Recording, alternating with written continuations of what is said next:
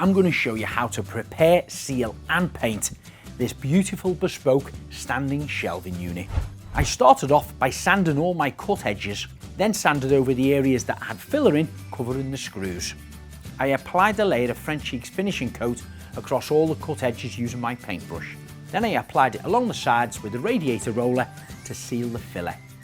Once this had dried, I give it a gentle sanding down and applied a second coat of sealant across the whole unit.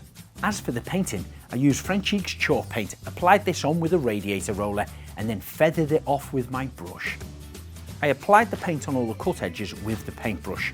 Once this is dry, I applied a second coat using the same methods, a small radiator roller and Frenchic's paintbrushes.